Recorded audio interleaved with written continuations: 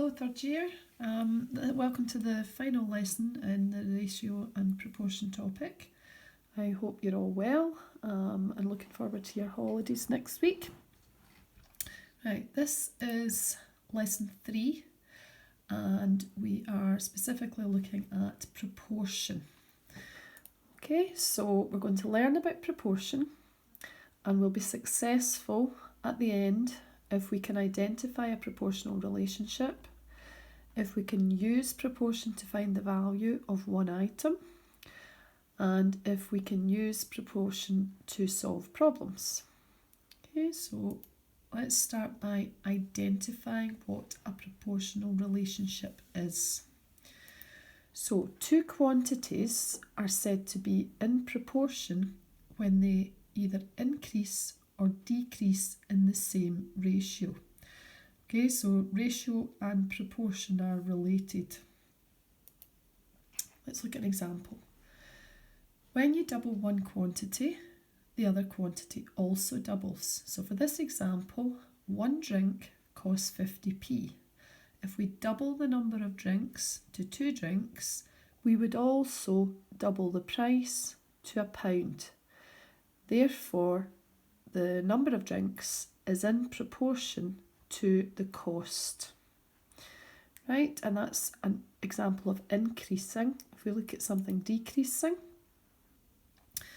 when you halve one quantity, the other quantity also halves.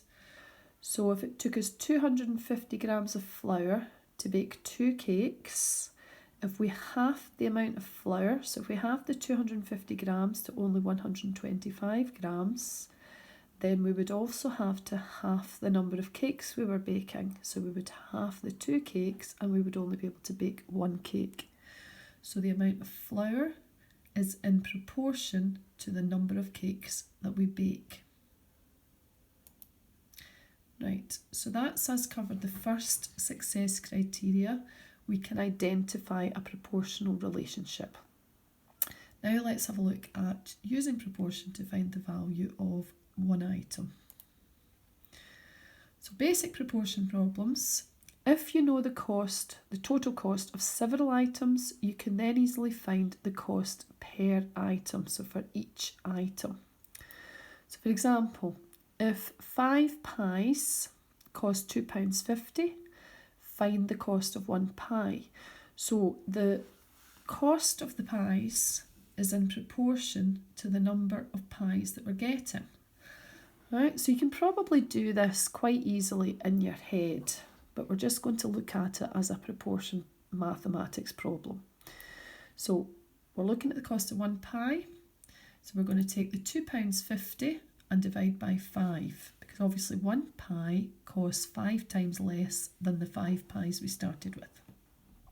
£2.50 divided by 5 works out at 50p, so 1 pie costs 50p.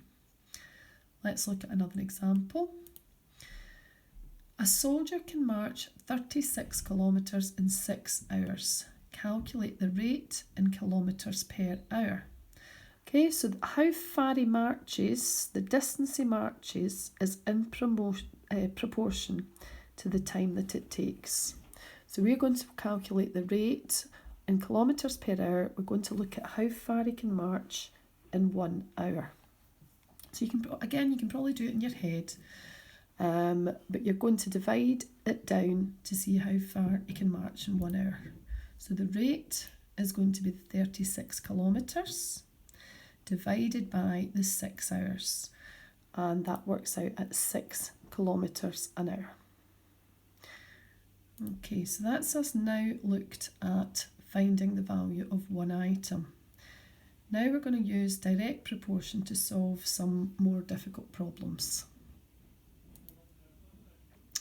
Right, so direct proportion will now solve problems using the cost per item to find the final answer. Example we'll look at is the cost of 6 cakes is £4.20. Find the cost of 5 cakes. So what we looked at before was finding the cost of 1 cake, and that is going to help us, the cost per item is going to help us find the final answer for cost of 5 cakes. Now again, you can probably scribble that down or work it out in your head, but I want you to lay it out the way that I'm going to show you here, and this is what you have to copy into your notes. So we set the problem down like this. First of all, put down the headings, cakes and cost. So we're looking at the cost of 6 cakes being £4.20. So if we put that information in here, 6 cakes is £4.20. Don't use an equal sign, excuse me, because we're going to use that further down. So 6 cakes cost £4.20. So before we jump in to try and find the cost of 5 cakes, we're going to find the cost per item, right? So we're going to find the cost of 1 cake and we'll divide by 6 to get that. So 1 cake is the £4.20 divided by the 6, so there's 70p each for a cake. We're trying to find the cost of 5, so if 1 cake costs 70p, cost of 5 cakes, we'll multiply that by 5.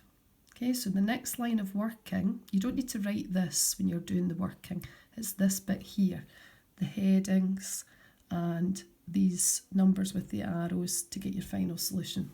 It's important. So 5 cakes, I'm going to multiply the 70p for 1 cake by 5, so it's £3.50 is the answer there. Okay, so 5 cakes would cost £3.50. Now you can pause, you can rewind, you can have a look, you can make sure you've copied everything down, just take your time. And then there's another example that I want you to try yourself. Okay, so this is example 4. It takes Miss Evans 5 minutes to type 200 words. How many words can she type in 8 minutes?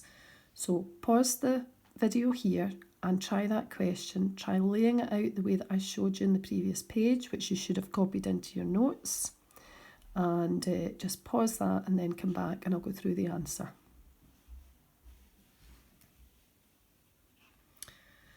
Okay, let's have a look at how it should be laid out. So set the problem down like this. Have your heading, this time it's minutes and words is the information that you've got here. So 5 minutes types 200 words.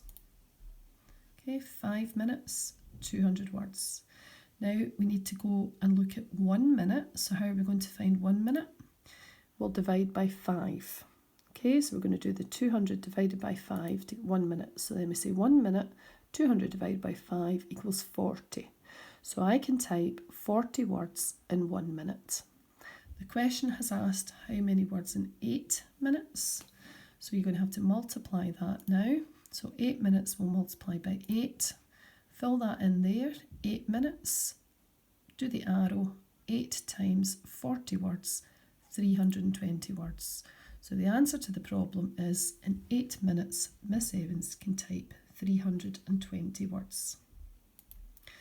So we've now completed all 3 of the success criteria. We can identify a proportional relationship. We can use proportion to find the value of 1 item. And then that helps us to do the third criteria, which is using direct proportion to solve problems. So I want you to try questions 1 to 9 in the textbook, which is attached to the assignment as well. You'll be able to see it there. If you manage questions 1 to 9 and do try to lay it all out neatly the way that I've shown you, you can then try questions 10 and 11 as well, but they are optional extra practice. Make sure you've done questions 1 to 9. And if you manage those quite easily and you want some more practice, you can try questions 10 and 11 as well. Thanks very much.